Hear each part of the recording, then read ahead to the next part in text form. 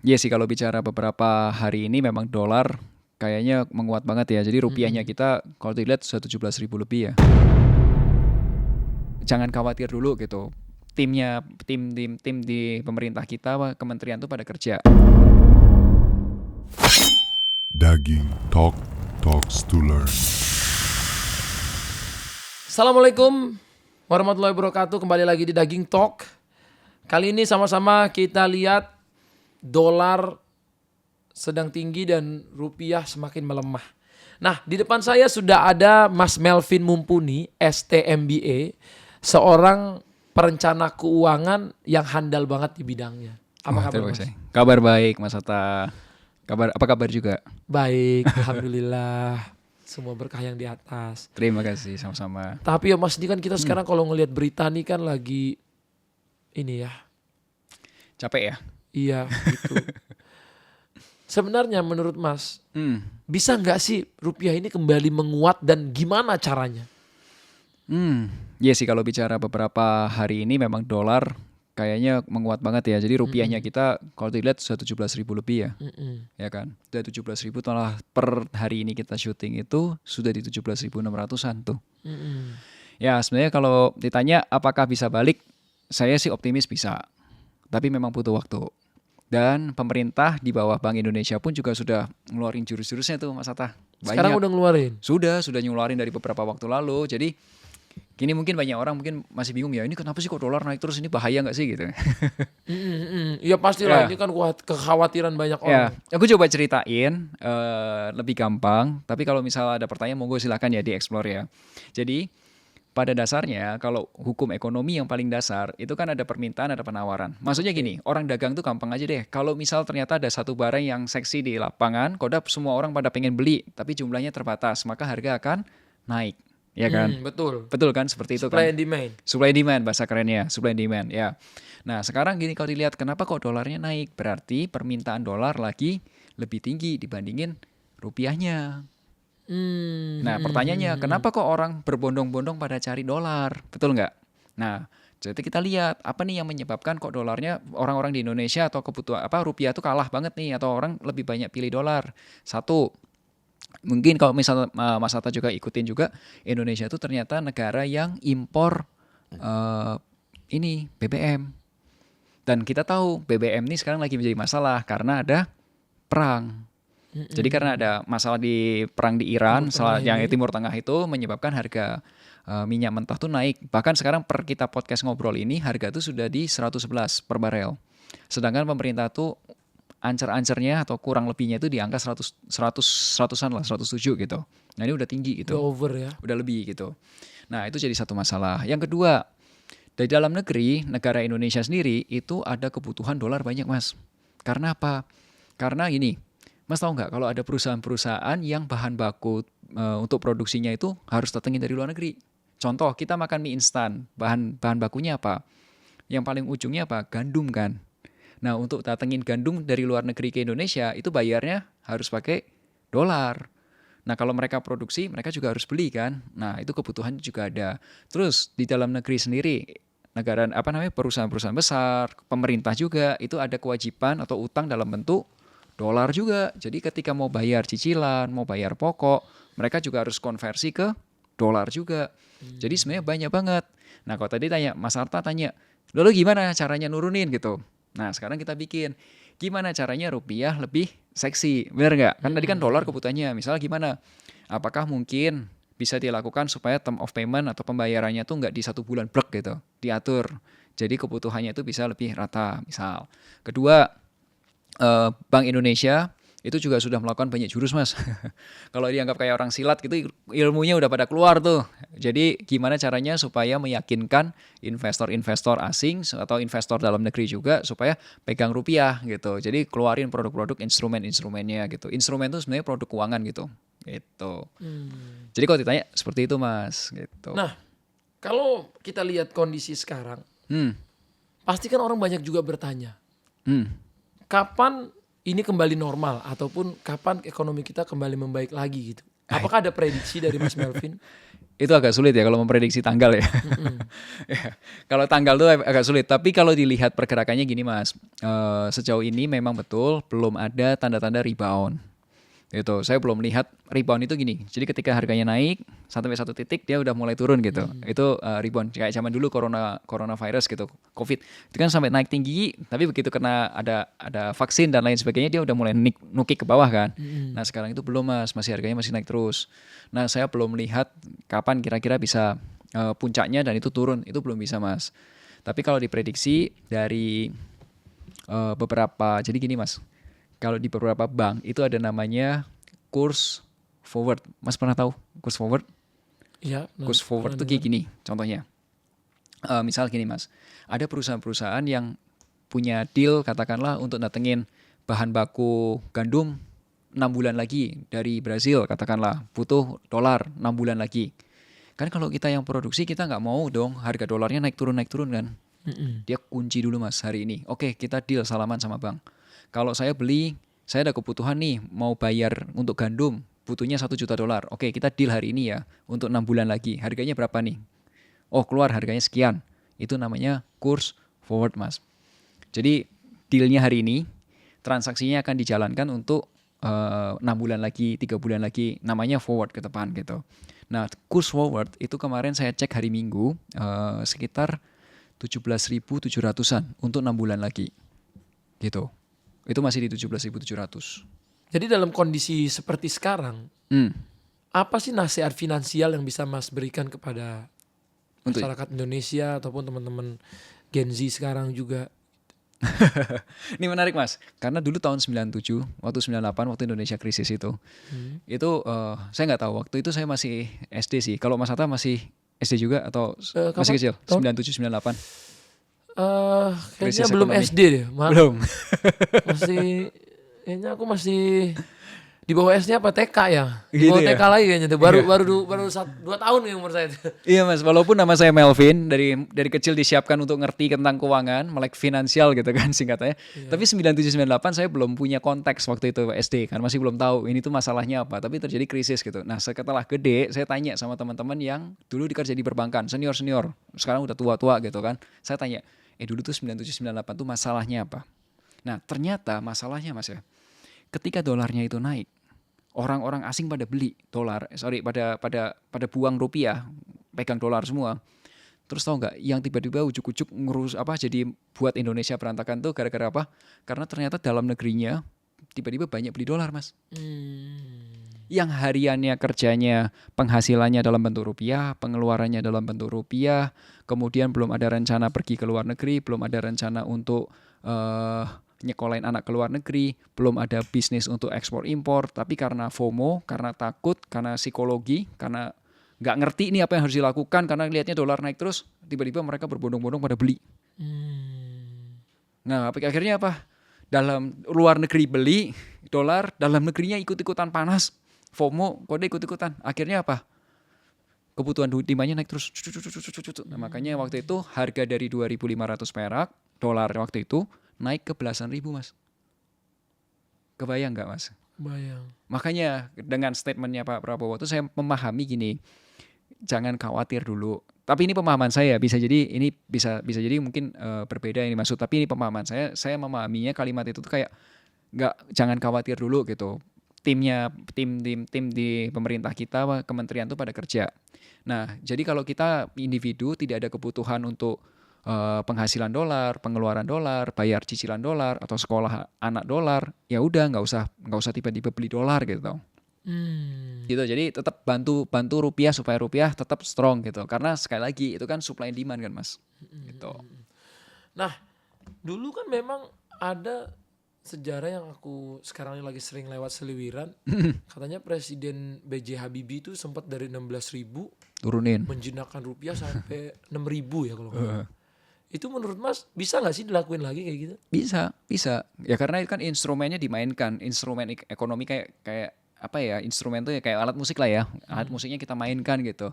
Itu ya bisa aja, sangat-sangat bisa. Take it seriously, pemerintah take it seriously isunya.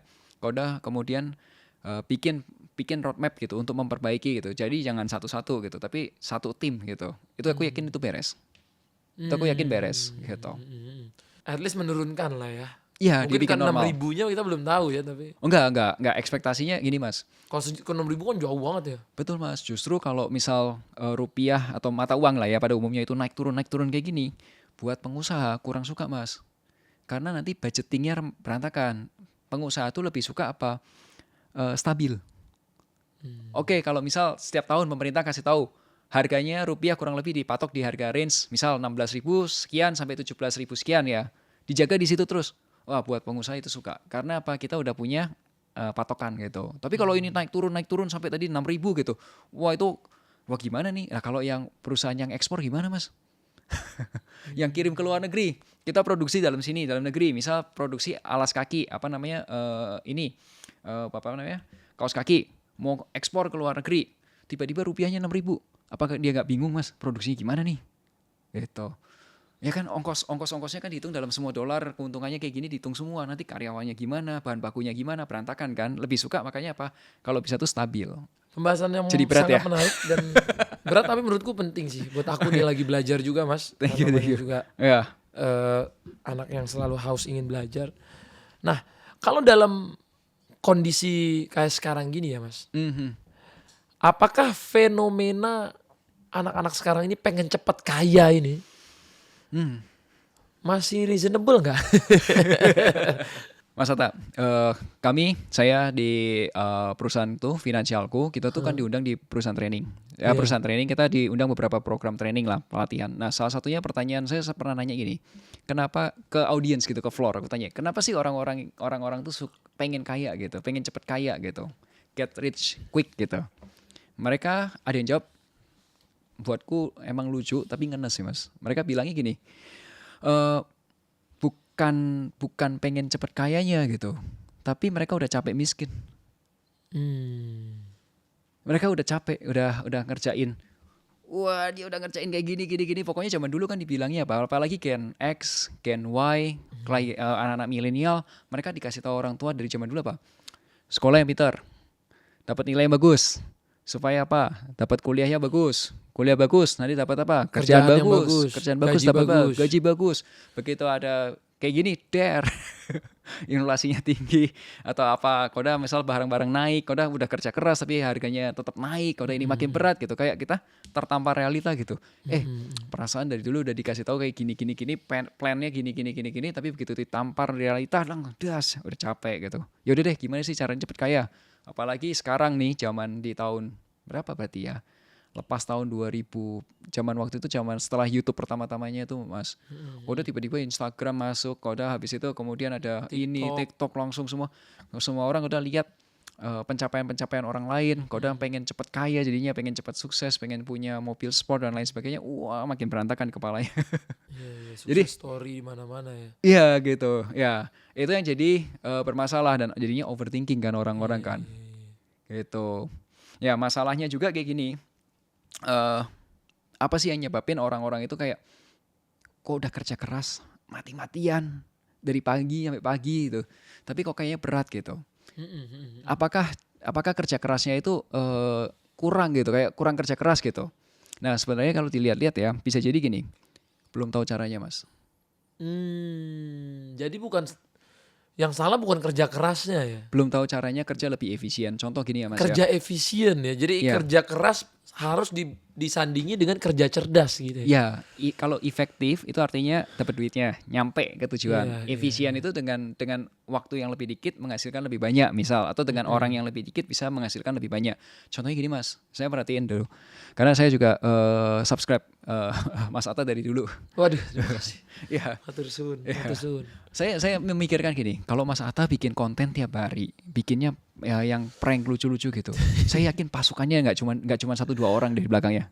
Pasukannya pasti banyak nih orang-orang di belakangnya nih. Kalau udah kerjanya itu kayak hari ini harus ngapain, kalau udah nanti mungkin langsung kecar tayang terus kayak sinetron gitu. Tapi dulu dikit orangnya. Oh gitu. Malah banyakan sekarang. Oh gitu. Tapi hasilnya? Mungkin karena sekarang kalau dulu tuh kerjanya karena buat aku pribadi doang sendiri, terus nggak punya keluarga dan lain-lain. Jadi timnya nggak banyak Mas. Oh gitu. Sedikit aja, aku cuma butuh 1-2 orang doang. Tapi memang kerahkan otak tenaganya semua di Mas Hatta. aku. Jadi Mas Hatta tidurnya berapa jam? Terlalu dikit, jelek lah 3-4 jam. Jadi agak capek hidupnya. Ya. Nah, sekarang dengan output yang kurang lebih mirip sama, tidurnya 3-4 jam lagi atau lebih Sekarang panjang? lebih lama. Sekarang masih dapat 6 jam. Lebih happy nggak? Lebih happy. Ya, karena bisa jadi Mas Hatta udah ngerti cara yang lebih efisien. Iya. Tapi kalau nggak kerja keras, nggak ketemu tuh cara efisiennya. Iya, karena nggak tahu ya. Iya. Mungkin Mas Hatta bisa ngerti, oh ternyata punya timnya harusnya butuhnya orang nggak usah sebanyak itu, butuhnya sekian, Iya. tapi ada yang ngerjain ini. Atau mungkin juga dari bagiannya yang harusnya dilakuin sama Mas Hatta bisa delegasi atau mungkin punya tim untuk ngerjain gitu. Jadi Mas Hatta bisa pakai waktunya buat keluarga, buat yang lain gitu. Itulah kenapa katanya kalau kamu di bawah 30 tahun, cobalah berbagai macam hal. Cobalah banyak kegagalan katanya gitu. Dulu iya. aku bilang, apa sih ini coba gagal-gagal, ngapain kita nyari kegagalan? Kita kan semua pengen sukses. Dulu aku tuh mikirnya gitu. Terus? Waktu dengerin Jack Ma gitu kan ngomong, kamu di bawah 30 tahun, gagal lah sebanyak-banyaknya. Aku mikir, gue disuruh gagal. Maksudnya gimana sih? Cobalah gagal, gue kalau gagal abis itu duitnya dari mana nih gagal. Terus udah kabur dari rumah lagi kan. Gagal. Ternyata tuh maksud dari kata-kata cobalah gagal sebanyak-banyaknya itu adalah waktu kamu coba kan kamu akan belajar nih. Oh, view-nya belum banyak. Betul. Coba lagi, kok masih dikit. Coba Betul. lagi, masih dihujat. Coba lagi, masih salah. Coba lagi, masih salah. Masih kecil. Coba bertahun-tahun.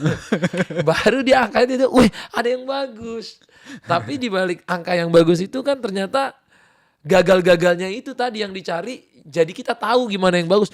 Oh ternyata kalau video itu openingnya begini orang udah gak nonton. Betul. Oh ternyata kalau brandingnya aku terlalu begini orang kurang. Oh ternyata orang, dari situ tuh ternyata baru aku masuk di kepala aku. Bukan itu ngerasa kata-kata itu jelek. Tapi oh ini. Ternyata memang kamu harus melalui banyak kerja keras agar kamu tahu gimana Nyampe. hasil yang deras. Wis, ya, mantap. Ya itu makanya banyak orang itu capek Mas, gara-gara dia nggak ngerti cara yang nggak nemu efisiennya itu. Iya. Karena orang lupa kan, cuman kerja keras doang. Dia lupa Betul. habis kerja keras tuh, waktu kerja keras tuh kan kita harus belajar cerdas. Betul. Habis belajar cerdas, barulah keluar ikhlas. Ikhlas. Jadi Ya. kalau udah kerja keras, cerdas, ikhlas, nah enak tuh jalannya ke Dorong. depannya. Nah. Kalau keras doang, tiap hari kamu kerja cuma tidur 3 jam, tapi kamu nggak berpikir, nggak istilahnya nggak mengevaluasi ya. Ya. Kan kita kalau habis kerja keras nih harus Cek. kita evaluasi. Iya, iya. Misalnya kita udah ngerjain itu dalam 10 hari ataupun udah dalam 10 bulan gak efektif. Ya Ganti. kita harus lihat yang salah tuh di mana, bukan lakuin aja lah terus gak efektif juga gak apa-apa.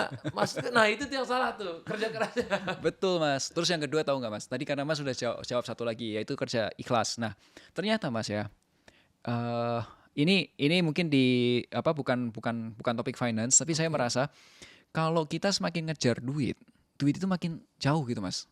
Tapi Oh iya, kalau benar. bener nggak sih Mas? Ngerasain itu nggak?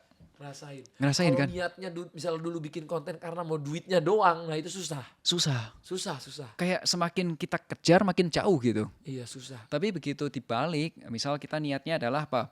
Niatnya pengen hibur orang atau Iya. pengen share ini materi daging gitu. Materi. Nah ternyata orang malah Suka. nonton dan suka, malah duitnya malah datang gitu. Iya. Gitu. Itu yang kedua. Jadi selain tadi yang kerja efisien, bukan cuma efektif tapi efisien, ini juga selaras nggak nih sama tujuannya. Kalau nggak selaras, mindsetnya masih kekurangan terus, lupa say thank you, lupa bersyukur, wah itu berat Mas. Iya berat. Iya. Coba Mas, bingung nggak Mas ya? Misal gini, kalau jadi Tuhan, ini ada orang minta, Tuhan tolong kasih kerjaan, dikasih kerjaan. Terus kalau udah hari pertama datang macet, di jalanan macet, ngeluh, aduh Tuhan aku harus macet-macetan datang ke tempat kerja nih. Nah terus gimana? Ya udah dikasih naik yang nggak macet deh, dikasih kerjaan dari misal dari rumah gitu. Terus kalau udah begitu kerjaan dari rumah ngeluh lagi. Aduh Pak bos gua kurang ajar banget nih. Masa gua suruh harus standby 8 jam online di depan ini. Ngeluh lagi gitu. Ngeluh kamu terus udah, ya? Iya kan kamu udah diminta kan, kamu minta kerja, dikasih kerja. Tapi masuk kerja, wah bosnya kurang. Masih ngeluh lagi gitu. Ngeluh lagi. Terus gitu. Terus kapan kamu say Tuhan thank you ya Tuhan udah dikasih kerjaan gitu. Wah, itu sih, Atau, itu sih. Tuhan Itu thank you ketenangan. ya udah dikasih kesempatan ketemu Mas Atta gitu, Oh, podcast amin, gitu. amin. Nah, dan lain sebagainya. Itu energi itu yang sebenarnya pengen aku kasih tahu ke teman-teman, coba deh. Walaupun itu bukan ilmu finance tapi coba deh karena ketika aku coba itu ternyata lebih enak ya Mas ya. Iya, lebih peaceful ya. Ya, lebih enak kan gitu. Nah, kalau udah habis itu satu lagi nih yang mau dibahas lebih dalam. Sebenarnya tuh orang ini Mas, ini ilmu yang aku pelajarin, aku dapat itu di tahun 2020 Mas, ketika Covid. Jadi waktu Covid itu banyak karena kami perusahaan perencana keuangan, banyak klien yang problemnya itu satu income-nya berkurang atau hilang. Contoh, ada pengusahanya travel agent. Karena Covid, bisnisnya nggak jalan. Ya siapa yang mau terbang? Nggak ada yang terbang gitu, tutup. Nah, kalau udah income-nya dari mana? Kehilangan pekerjaan. Nah, pada saat itu karena punya banyak waktu, akhirnya kita mikir, kita lihat deh klien-klien kita yang kaya-kaya, kita belajar dari mereka, case-nya mereka, kita bongkar case-nya. Dari top 10% klien-klien kita yang kaya, mereka tuh uangnya dari mana sih sumber penghasilannya? Kita pengen tahu gitu, kita pengen benar-benar belajar dari real case, dari Real klien-klien case. kita gitu. Nih, real yang uangnya udah gede-gede nih satuannya gitu. Kita belajar. Satu yang aku temuin Mas, mereka itu orang kaya tidak punya, orang kaya itu penghasilannya lebih dari satu sumber penghasilan. Itu guys ya. Itu satu. Poin Ketemu pertama. poin pertama. Ya, Mas Atta coba sambil pikirkan mungkin di sekitarnya atau gimana, apakah benar orang-orang kaya yang Mas Atta kenal itu benar-benar penghasilannya lebih dari satu sumber penghasilan? Coba dipikirin. Kalau Benar menurutku kata. sih Lebih. banyak benernya. Benar ya. 80%. Terus, yang kedua, pola penghasilannya mereka itu ada dua jenis Mas. Ada yang stabil, tiap bulannya returnnya kurang lebih atau penghasilannya tetap aja, tapi ada juga yang penghasilannya naik turun. Nah, mungkin juga Mas juga mungkin di tempatnya keuangan Mas Atta juga gitu. Ada yang penghasilannya tiap bulan stabil. Mungkin Mas Atta atau keluarga punya investasi di obligasi negara. Penghasilannya rutin atau deposito gitu. Nah, mungkin rutin di situ ada. Atau punya sukuk tabungan gitu. Itu bisa mungkin ada. Kalau udah ada penghasilan yang naik turun, misal ada off air, ada iklan, ada ini, Ya, ada naik itu, turun. ada yang naik turun gitu. Endorse tuh naik turun. Endorse gitu. Nah, itu ada yang stabil tapi ada yang naik turun.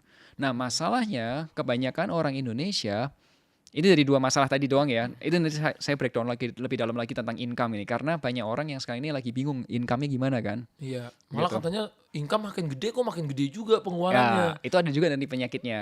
Iya, Nanti saya oke. ceritain ya. Oke. Nah, Seru nih. ya, ceritain tentang income nih. Nah, tadi ternyata banyak orang Indonesia itu dalam satu keluarga, suami, istri, kebiasaannya cuman punya satu sumber penghasilan. Saya kasih gambaran. Contohnya gimana? Kalau Mas Atta pergi ke tempatnya kafe, mungkin Mas Atta pernah lihat meja kafe yang lingkaran, kakinya cuma satu. Pernah lihat ya meja kafe gitu kan? Nah, kalau meja kafe yang sama, lingkaran itu kakinya satu, sama yang meja kakinya 4 gini, kalau untuk nahan beban yang sama, harusnya lebih kuat yang kaki 4. Nah, itu ibarat gini, meja lingkaran kakinya satu, itu kayak orang Indonesia Mas. Kebanyakan yang kerja satu orang doang di keluarganya. Oke. Tapi kalau orang-orang yang mungkin kayak Mas Atta gitu, atau mungkin juga orang-orang yang udah di level tertentu, mungkin gini, oh suami punya penghasilan, istri punya penghasilan, kau udah punya investasi, katakanlah mungkin beli emas atau emas fisik digital, atau mungkin punya produk di perbankan, kau udah punya saham, atau punya bisnis waralaba, atau punya lapangan padel, atau punya apapun gitu. Kakinya nggak cuma Mas, 4 Mas, bisa kakinya 1000 Mas, banyak banget gitu. Punya bisnis ini, punya bisnis ini, punya bisnis ini. Jadi satu tutup ya nggak apa-apa, ada lagi yang dari sini. Ini masalah nggak apa-apa, masih ada lagi yang di sini. Terus buka lagi. Betul gitu kan Mas? Saling membackup. Betul. Betul, saling backup. Karena pada faktanya Mas, penghasilan apapun itu bisa hilang. Iya. Karena yang di bawah langit itu semuanya itu yang diciptaan manusia semua yang di bawah langit itu tuh nggak ada yang kekal. 100% iya. Nggak ada yang kekal. Iya Contoh ya, orang kerja nih, waktu masih muda sikut-sikut, untuk apa? Jadi direktur. Ketika usia 60, usianya udah 65, 70 pensiun nggak Mas? Pensiun. Nah terus waktu kamu senggol kanan, senggol kiri, bunuh kanan, bunuh kiri, kamu ngapain? Yang kamu kejar at the end, kamu pensiun, selesai. pebisnis. Oke, misal bisnisnya apa? Dulu Mas ya, waktu saya kecil, saya tuh suka dengerin lagu, saya tuh beli kaset Mas. Ada toko kaset gede banget, tepatnya hurufnya D. Sekarang udah nggak ada Mas. Nggak ada. Nggak ada, Berganti. nggak ada yang nonton, nggak ada yang dengerin kaset Mas. Ya, dulu itu yang paling raja Mas. Paling raja di mana-mana di semua kota itu tuh Pasti ada gitu. kaset. Kaset itu gitu, toko kaset D itu. CD lagi Iya. ya kan, CD. Iya. Jadi apa? Everything di bawah kolong langit buatan manusia itu nggak ada yang Nggak kekal. ada yang abadi. Jadi akhirnya apa? Ya kita manajemen risiko aja kan. Iya. Kita bekerja gitu. Yang penting kita happy, bersyukur gitu tadi. Nah, itu tadi cerita yang pertama. Tidak ada cuma dari satu sumber penghasilan. Kedua, penghasilannya ada yang tipikalnya stabil, tapi ada yang juga yang tipikalnya naik turun gitu.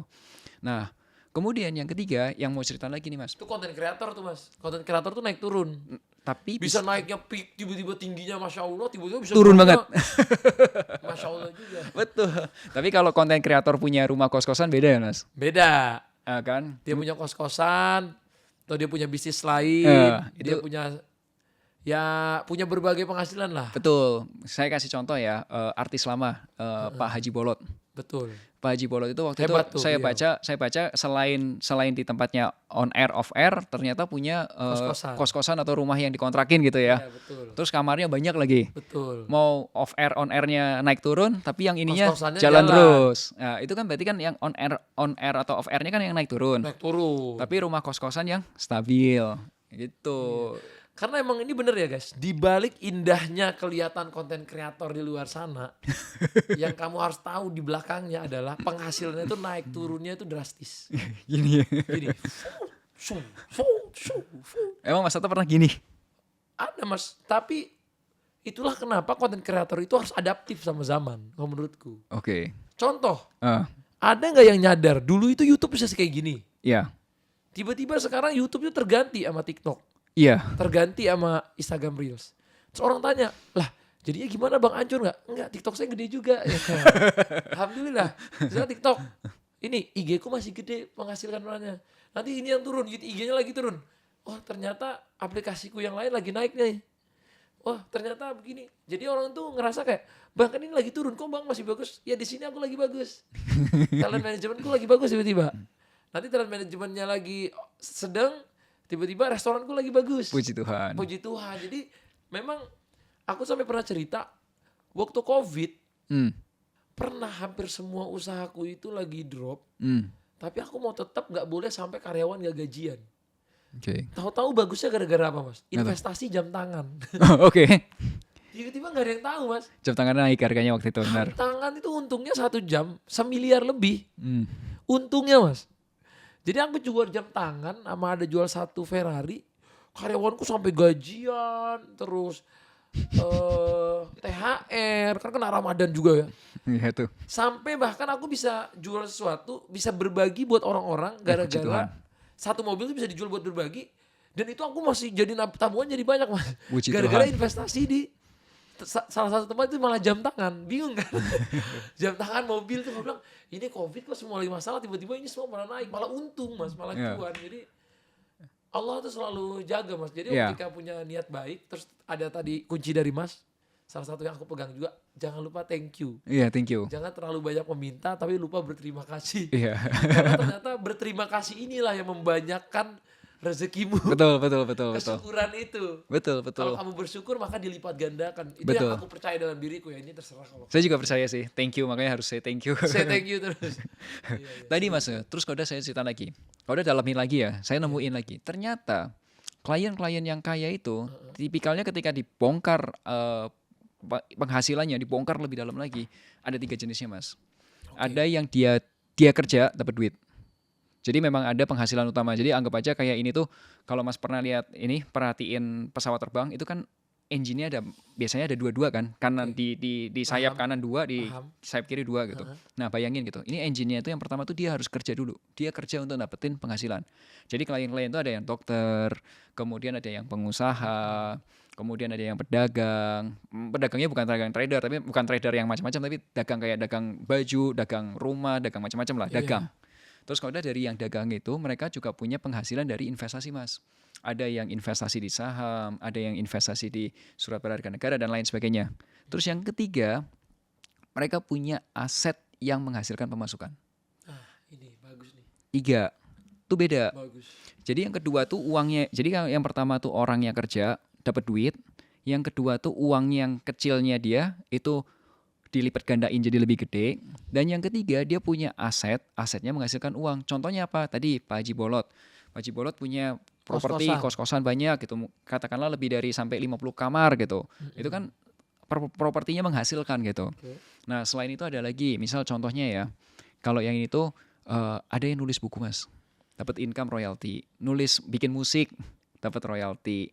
Terus ya Mas ya, Tapi musik royaltinya susah banget. iya, Di makanya Indonesia mah berat loh hidup dari royalti. harus yang lain Mas. Contoh ya, tak kasih tahu. Ada satu atlet basket yang ketika pensiun justru jauh lebih kaya daripada saat dia kerja. Tapi di Indonesia apa di luar negeri? Di luar negeri nih. Oh di luar negeri, oke. Kalau luar negeri Coba tebak siapa Mas? Michael Jordan. Kenapa? Karena sepatu Jordannya sampai sekarang masih ada. Betul. Nah, ternyata Mas, royalty itu, bisnis game royalty itu bisa banyak diaplikasiin. Nggak cuman untuk ke musik, nggak cuman ke buku, ternyata bisa dibikin bisnis seperti itu. Bahkan ya teman-teman di industri tertentu, contoh saya kasih tahu, contoh industrinya, industri agen properti, di industri agen asuransi, mereka itu punya bonus, namanya bonus overriding. Jadi kalau timnya bekerja dengan maksimal, dia dapat keuntungan juga di situ, omset. Itu juga namanya royalty. Nah yang ketiga, itu namanya dari franchise. Jadi ada beberapa klien yang tadinya juga karyawan kantoran, terus Koda punya satu dua franchise. Franchise-nya simple Mas, ayam goreng doang. Kalau Mas pernah lihat di pinggir-pinggir ada jualan ayam goreng yang kayak apa ya, kayak tendaan atau kayak potongan dari kontainer, tau nggak? Ayam goreng fried chickenan gitu. Itu kan ada franchise-nya tuh. Itu dia punya sampai 5 franchise. 5 ambil 6 jalan terus sampai 10 sekarang dan lebih. Itu uangnya jalan terus gitu. Jadi nggak harus punya properti. Tapi di sini yang saya mau sampaikan adalah dari yang tadinya saya cerita tentang kerja itu ngerti caranya lebih efisien. Koda yang kedua selarasin energinya, say thank you. Yang ketiga tadi jenisnya ada yang naik turun sama yang stabil. Yang ini saya mau cerita ternyata income-nya tuh ada 3 lagi. Ada yang manusianya kerja, ada yang uangnya kerja, ada yang asetnya kerja. Nah mayoritas kita nggak memainkan itu. Kita cuman Manusianya doang yang kerja, makanya kerja keras. nggak efisien. Iya. Iya. Jadi itu kayak satu pesawat, cuman engine-nya satu. Nggak, yang tadinya pesawat ini kanan kiri di wing-nya itu, di sayapnya itu ada 2 engine. Ini anggap aja pesawatnya cuma 1 engine aja gitu. Karena kitanya doang yang kerja. Gitu Mas. Nah itu yang menyebabkan banyak orang Indonesia mungkin kesulitan dalam income. Oke, jadi dia yang kerja cuma manusianya gitu. Tapi gimana kalau orang ngomong gini? Ya gimana Mas, saya kan dari penghasilan cuma punya ada lebihan, misalnya tabungan cuma bisa 500.000 atau 1 juta. Gimana caranya duit 500.000 saya ini bisa kerja? Loh Mas, kita Contohnya ini kan Ya. kalau aku ngebaca Ya. komen ya. Contohnya gitu. Gini Mas, biar kita ngitungnya gampang mungkin ya. Jadi kalau 500 Ribu per bulan. Per Dia bulan. punya lebihan misalnya contoh gaji UMR. Ah. Dia bisa nabung 500.000 per bulan. Gimana caranya 500.000 per bulan ini membuat uangnya kerja, asetnya kerja coba. Jadi gini Mas, ya. Oke. Ini hitung-hitungan dulu ya. Hitung-hitungan. Tapi habis itu nanti saya kasih cerita yang lebih berbeda, sudut pandang yang berbeda. Dengerin. Iya. Ini Mas, Mas dengerin Mas. ya, Jadi. biar sama-sama Dari ngitung. 500.000 doang nih. Iya. Jadi kaya nih. Iya. enggak maksudnya dari 500.000 jadi bisa menambah penghasilan. Oke, gini Mas, logikanya. Kalau 500.000 kita kali 12, itu berarti setahun ketemunya berapa? 6 juta. 6 juta. Ini anggap aja di tabungan aja ya Mas ya. Tabungan. Nggak pakai persen-persenan yang aneh-aneh lah, 6 juta. Kalau dikali dalam waktu 5 tahun, berarti kekumpul 30 juta. 30 juta. Bener kan? Betul. Nah 30 jutanya mau dipakai buat apa? Kalau ditanya ke aku, kalau aku beli emas. Dari Nah. 500.000 per bulan itu aku 500-nya aku cicil emas. Nah, Misalnya ngambil contoh, ngambil aku pernah nyontohin tuh sama timku, asistenku, ya. sama tim financeku, dia nyicil 500.000 per bulan emas. Nah contoh misalnya cicilannya 2 tahun atau 3 tahun. Nah harga emas yang dia cicil 3 tahun lalu itu Mas, ketika sudah lunas sekarang, harganya udah beda. Udah naik kan? Udah naik. Ya. Jadi Ya. misalnya dia waktu itu dealnya contoh di harga misalnya ya 500.000 per bulan kali 3 tahun berapa tuh Mas? Berapa? 500.000 kali 3, 500.000 per bulan. 500.000 kali Kali 500.000 kali 12 itu 6 juta. 6 juta. Berarti kalau 3 tahun berarti harusnya 18 juta. Jadi 18 kan? Heeh. Nah, waktu dia sudah selesai cicilan, harga emas ini udah gak 18 juta. Mas. Berapa? 20-an, Lebih. 30-an. Kan naiknya kalau 3 tahun lalu itu masih 1,5. Ya, sekarang udah 2-an. Sekarang kalau batangan udah 3 jutaan. Kalau kita beli digital 2,8. Ya.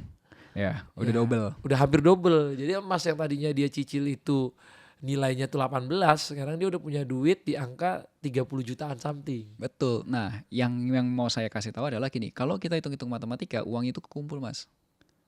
Tapi faktanya nggak akan pernah kekumpul. Tahu nggak kenapa? Inflasi. Bukan. Karena orang Indonesia nggak pernah nabung. Tahu nggak kenapa orang Indonesia nggak pernah nabung? Karena selalu nabung dari sisa. Pernah? Sisa penghasilan. Iya, pernah nanya nggak Mas? Kenapa orang Indonesia kok nabungnya dari sisa? Karena pengeluaran banyak Mas sekarang kan. Iya, bisa jadi benar. Pengeluaran tinggi. Benar. Atau sekarang orang ada yang hobinya beli ngopi. Betul. Beli matcha. Habis uangnya kan? Iya, matcha mahal loh. Tapi Mas, Tapi berasa juga aku lihat, orang sekarang beli matcha yang mahal banget. Ngantri. Tapi Mas Atta pernah nanya nggak? Kapan pertama kali dalam hidupnya Mas Atta pernah dapat nasihat uang sisanya ditabung? Kapan pertama kali dalam dirinya Mas Atta pernah dapat nasihat, sisanya tabung ya? Kayaknya aku nggak pernah dapat nasihat itu deh. Kalau aku tuh nabungnya tipikalnya dipaksa Mas. Dipaksa karena Aku cicilan? paksa. Atau karena apa? Karena pengen aja nabung Pengen. gitu? Oke. Aku nabung emas. Aku Oke. paksa. Jadi misalnya, Bang, ini mau cicil berapa? Oke, pokoknya aku tabung sekian. Aha. Paksa tuh Mas. Oke. Kalau orang Indonesia sebagian besar, mayoritas, itu tuh kapan pertama kali dapat nasihat sisanya ditabung? Itu pada waktu mereka masih kecil, dapat uang jajan pertama. Oke. Bahasanya mungkin gini, ya kan Mas Atta juga punya anak-anak nih. Oh, iya. Mungkin bahasanya gini, Dek ini uang jajan, jangan boros-boros. Sisanya ditabung. Nah, coba Mas Atta pikirkan ya.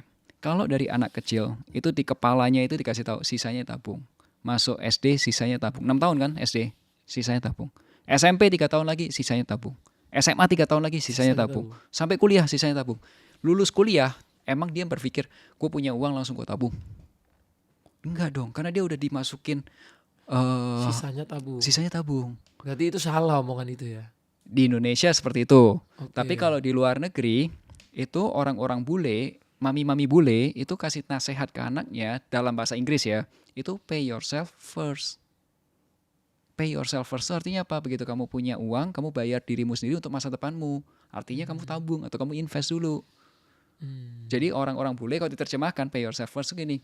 Ini ada uang jajan, tabung dulu, sisanya belanjain. Sisanya belanjain. Nah, ketika kita dari kepalanya di programnya adalah sisanya yang dibelanjain, nanti ketika sudah gede, yang ada di kepalanya kita adalah sisanya belanjain. Mindsetnya yang dirubah ya. Ya. Berarti mindsetnya. Ya, itu satu. Terus kedua, tadi kenapa nggak bisa nabung? Ya, satu itu. Kedua, orang Indonesia banyak lupanya, Mas. Banyak lupa. Jadi ketika sudah semangat, dia lupa. Ya wajar, manusia kan banyak pikiran ya Mas, ya lupa gitu. Lupa. Untungnya, aplikasi-aplikasi perbankan saat ini, apalagi yang banyak digital gitu kan. Iya. Nah, itu tuh sudah ada fitur yang namanya nabung otomatis, Mas. Jadi kalau kayak Mas tadi, misal mau rutin, mau komitmen, setiap bulan Rp500.000 untuk beli emas fisik digital gitu. Itu bisa pakai aplikasi bank digital, tentunya bank digital yang aplikasi bank yang punya fitur untuk beli emas digital. Terus kalau ada fitur aja beli secara berkala, investasi rutin atau auto debit, itu bisa Mas. Sekarang banyak timku udah gitu. Iya, itu akhirnya tidak lupa lagi. Kenapa? Karena aplikasinya itu sudah langsung paksa orang beli. Gitu. Karena timku tuh ada yang udah ngelakuin itu tuh dari 10-15 tahun Mas. Oke. Dia selalu sisihin penghasilannya buat beli emas. Oke. Sekarang dari emasnya itu Udah banyak ya Mas ya? udah punya kontrakan banyak Mas. Mantap. Timku itu. Jadi dia dari 1.500.000 per bulan, 1 juta. Akan dapat lebih gede lagi. Makin berbeda kan kalau 15 tahun lalu Mas belinya Mas. Iya. Dia cicilan terus. Sampai hari ini. Nah itu gamenya Mas. Itu gamenya. Jadi dari kerja keras. Jadi timnya Mas Atta. Terus kalau udah kekumpul uangnya walaupun 500.000 atau berapapun seadanya, mungkin lagi bonus yang gede, dorong ke emas dulu. emasnya naik, kalau udah diubah jadi rumah kontrakan, itu langsung 3 Mas. Dia kerja, uangnya kerja dari investment, dari emasnya yang kerja, uangnya jadi investasi emas, yang ketiga dia jadi rumah kontrakan. Itu 3-nya Jadi Mas. 3 ya. Bener kan? Dapat 3-3 aja. Bener kan 3 kan? Jadi pesawatnya dia wingnya nggak cuma 1 engine, dia udah punya 3 engine nih. Tapi gimana kalau ada pandangan seperti ini, Mas? Gimana tuh Mas? Katanya emas digital ini nggak baik. Karena ada yang bilang gitu, Mas. Ini ya ngomongin syariah atau enggak gitu ya. Emas digital itu nggak baik katanya. Terus ada lagi berita di Cina. Oh iya, Katanya orang mau nyairin emasnya, Nggak bisa. udah nyambung nggak bisa. Orang jadi panik kan. Jadi sekarang emas digital orang pada cairin nih Iya. ke batangan. Ya. Tapi lucu loh Mas. Ada yang lucu loh. Kalau dibilang kalau emas digital atau emas fisik digital ini dibilang nggak syariah, tapi ada tuh di Indonesia bank syariah terbesar di Indonesia jualan emas fisik digital. Iya, emas syariah terbesarnya jualan digital. Iya, iya. Jadi ceritanya gini teman-teman. Mungkin ini harus dijelasin Klarifikasi. ya, harus dijelasin. Jelasin atau klarifikasi? Soalnya kalau mungkin gitu ya? kalau dari sisi Mas jelasin ya, karena kalau klarifikasi itu harus dari orang banknya ya. Iya, iya. Ya oke, jelasin aja Jelasin berarti. deh. Faktanya kalau dilihat di websitenya MUI, itu MUI sudah mengeluarkan fatwa bahwa bullion bank atau bank emas termasuk emas fisik digital itu sudah halal. Itu Emas kalau dicek fisik digital. Itu kalau dicek, boleh silakan dicek aja di websitenya MUI. Kemudian lihat fatwa untuk bullion bank gitu. Coba dibaca gitu. Itu sudah ada papernya. Silakan dibaca, di-download di websitenya. Tapi saya jelasin kenapa kok orang Indonesia pikir ini nggak syariah gitu, nggak ada emasnya gitu. Karena yang dipikirin orang-orang itu adalah emas fisik digital itu tidak ada fisiknya. Nggak ada barangnya, nih orang pikirnya cuma beli angka doang Beli gitu. angka doang. Padahal faktanya kalau kita beli emas fisik digital di tempat yang memang sudah sesuai dengan regulasinya ya, bukan yang abal-abal nih ya, yang sudah di bawah pemerintah di OJK atau di bawah BUMN lagi kan. Ya, ya kalau BUMN-nya kan ada yang BUMN ada yang enggak. Ada yang enggak, oke. Nah, gini, emas fisik yang kita beli, setiap emas, misal kita beli 1 gram, itu harus ada 1 gram fisiknya. 1 banding 1. Benar ini. Bisa ditarik nggak? Loh, kalau kamu belinya 0,5 gram minimal ya, 0,5 gram, kamu bisa tarik kok, kamu bisa cetak kok. Bisa cetak. Kamu kalau belinya 0,0001 gram, ya nggak bisa susah, cetak. karena nggak ada segimana itu bentuknya. Nggak bisa dicetak. Iya, tapi kalau kamu beli minimal 0,5 gram, setauku ada beberapa brand, contohnya Antam gitu, itu atau mungkin 1 gram ya. Antam tuh sudah punya 1 gram. punya. Jadi kalau kamu mau cetak, boleh ambil 1 gramnya, beli. Kalau kamu belinya langsung 2 juta lebih atau 3 juta gitu, kamu beli Antamnya langsung mas 1 gramnya, boleh nggak? Boleh, langsung tarik. Tapi kalau misal ada teman-teman yang mungkin mulai dari 500.000, Iya. kan harga emas 2 jutaan, hampir 3 juta. Nah sekarang mulainya dari 500.000, itu setengah gram aja kan belum dapat kan. Belum. Nah kalau nggak beli Tapi dicicil kan lama-lama jadi di 1 gram, Betul. jadi 2 gram. 3 nah gram. itu bisa pakai emas fisik digital. Ingat ya guys, emas fisik digital, bukan emas digital. Beda, tiga Beda kata, nih. tiga kata kan, 3 emas kata. fisik digital. Iya, jadi kalau Gitu. orang tanya, bang nabungnya di emas digital. Kalau aku enggak, aku nabungnya emas fisik digital Iya. ataupun emas fisik. Antara Iya. dua doang aku. Betul. Karena kelihatan mas, sekarang karena bang syariah ini contohnya ya, kita tuh udah nggak bisa beli sesuai yang kita mau. Oh, oke. Dulu waktu baru launching, itu orang mau beli 10 gram, 100 gram, 1 kilo, 2 kilo, 3 kilo itu bisa mas. Oke. Sekarang nggak bisa, per hari aja dibatasin. Maksimal tuh ada belinya cuma berapa gram gitu. Oke. Udah ada limit. Oke. Karena katanya emas di sananya udah habis. Walaupun aku nih udah dapat misalnya Iya. priority, karena waktu itu aku jadi brand ambassadornya kan. Iya. Datang nih, Mbak saya Beli 1 ada, ton. ada rezeki nih pengen beli. Mas Atta belinya 1 ton. Enggak dong. Beli, wah mas sekarang pembelian per hari udah dibatasi. Cuman bisa belinya segini, nanti Iya. kita cari tahu dulu. Karena ternyata pembeli emasnya banyak. Banyak. Dan mereka itu harus memastikan barang yang kita beli 1 banding itu 1. 1:1. Mas Iya. fisiknya harus ada. Betul. Betul. Nah yang menyebabkan orang berpikir nggak ada fisiknya itu mungkin karena berpikir segala sesuatu yang digital nggak ada fisiknya. Gitu. Tapi emang ada kayaknya mas aplikasi yang ngejualin digital nggak ada fisiknya. Ada mas, itu kalau di dunia finance, di dunia keuangan itu ada kontrak namanya tuh kontrak emas berjangka. Oh. Kontrak emas berjangka itu melakukan itu tuh gini. Saya ceritain dikit-dikit ya pelan-pelan ya. Kalau misal ada yang ini langsung tanyain aja ya. Iya. kontrak emas berjangka itu produk turunan, derivatif. Derivatif atas apa? Derivatif itu penurunan. Penurunan atas apa? Nilai transaksi transaksi emas terhadap dolar tidak berbanding waktu. Oke. Jadi kontraknya itu gini contohnya.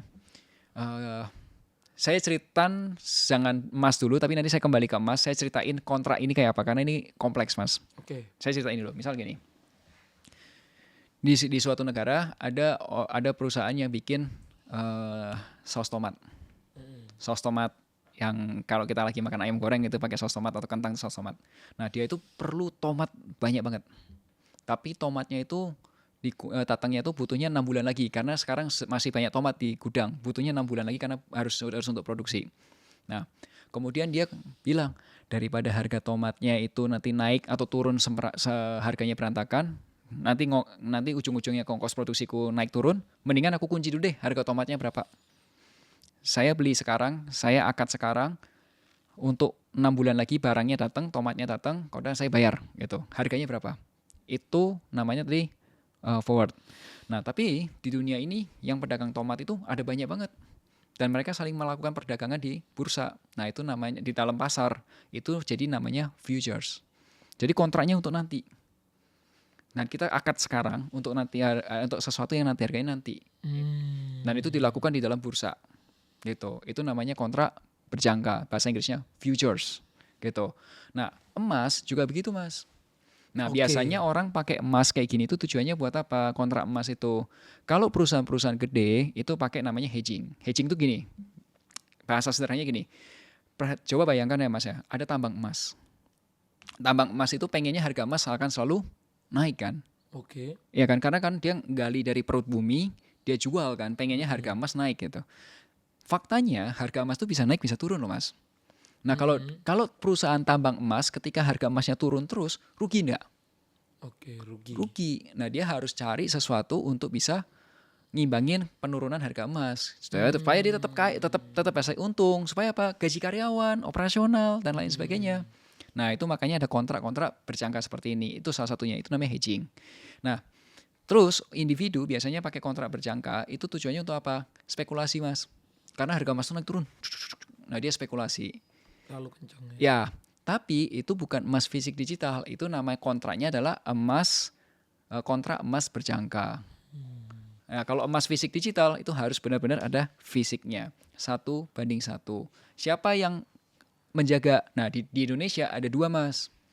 Ada yang kiri, ada yang kanan. Yang kiri ini Kementerian Keuangan. Perusahaannya di bawah OJK. Kementerian Keuangan ini punya regulator OJK.